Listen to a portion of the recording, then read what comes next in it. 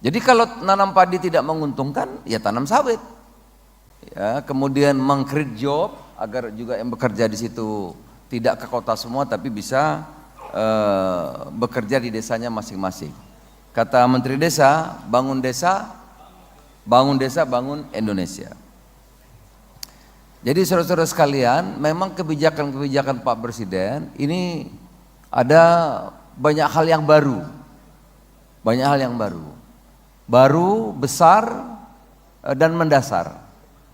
Sungguh tidak mudah ya kita kerjakan, walaupun tujuannya baik, benar, dan mulia. Kita mulai misalnya, kita harus swasembada pangan ya, dikomandani oleh Menteri Pertanian dan Menteri Kelautan. Kenapa harus swasembada pangan? Nah itu pertanyaan, kenapa?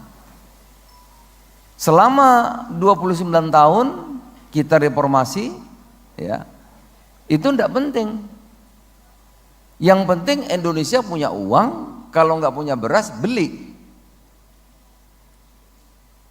Jadi kalau nanam padi tidak menguntungkan, ya tanam sawit.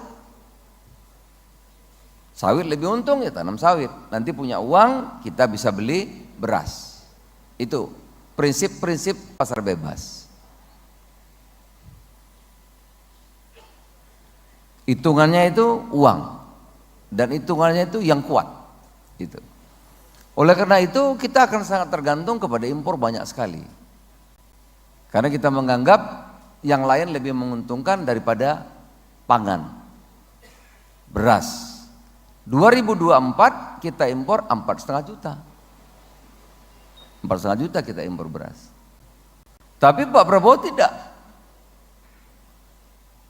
Kita harus swasembada. Itu prinsip. Tidak boleh ditawar. Kenapa harus swasembada? Karena swasembada itu kehormatan. Kedaulatan. Kehormatan siapa? Kehormatan kita. Kehormatan keluarga saudara. Siapa dia? Petani Indonesia. Yang jumlahnya kata Mentan 170 juta. Petani dan keluarganya dan masyarakatnya. Kalau kita impor, berarti yang untung, yang mendapat manfaat itu orang luar. Thailand, Vietnam, itu dapat dia. Petani dia makmur. Itu. Petani kita gigit jari. Itu bedanya. Ya. Pasar bebas dengan apa yang kita kerjakan sekarang. Ya. Alhamdulillah, petani Indonesia itu hebat-hebat kalau didukung oleh kebijakan-kebijakan yang tepat. Perintah Presiden berpihak dulu kepada petani Indonesia. Tempo 1 tahun kita tidak impor lagi, bisa. Itu contoh pangan karbohidrat. Kedua, kita ambil contoh biar gampang mencernanya. Protein, ikan aja.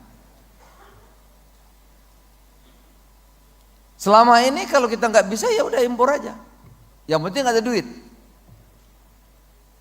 Saudara-saudara tahu impor beras 4,5 juta, di bidang lain juga impor kita besar sekali. Kita impor gula 6 juta, kita impor garam 3 juta, banyak sekali. Impor kedelai 3 juta. Ya. Saya ambil contoh nelayan aja, karena di Sulawesi banyak laut, pasti banyak nelayannya. Ya. Nelayan kita sudah 81 tahun merdeka. Ya. Karena mungkin kita ini terlalu enak, Pak. Enggak punya uang, kita tinggal gali batu bara dapat duit. Enggak punya duit, gali jual tanah air, nikel dapat duit. Ya kan? Enggak punya uang, kita tebang pohon dapat duit. Karena negara kita kaya. Kita lalai membela nelayan kita. Apa yang terjadi, Pak? Nelayan kita itu rajin-rajin. Dia melaut dapat ikan banyak. Begitu sampai di darat, itu Bapak lihat nilai tukar nelayan. 103. Miskin. Bukan miskin, sangat miskin. Desil 1. Desil 1, desil 2. Nelayan. Pak, itu saudara kita. Saudara bapak, saudara saya. Keluarga kita. Nelayan petani itu bagian dari kita. Kalau kita diserang negara luar, mereka perang duluan. Nggak kabur ke negara lain ini. Nilai tukarnya 103, miskin. Kalau tidak dikasih sembako, nggak makan dia. Kalau tidak dibantu uang, nggak bisa sekolah anaknya. Saking miskinnya. Apa dia nggak rajin? Dia rajin. Tapi tidak mendapat keberpihakan yang jelas.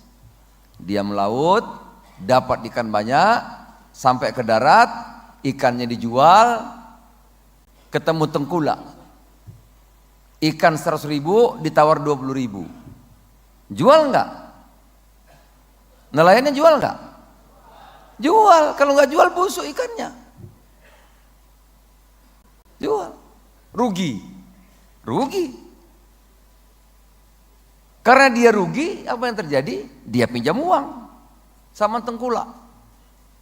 Rata-rata itu pinjamannya 50 sampai 100 juta. Terikat sudah, tambah dia seperti budak. Dia harus setor kepada tengkulak. Tengkulak menentukan harga semaunya.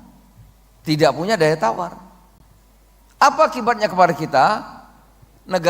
Nelayan kita tidak kuat, dia tidak bisa berkembang. Jadi desil 1, miskin, tidak berdaya. Apa akibatnya?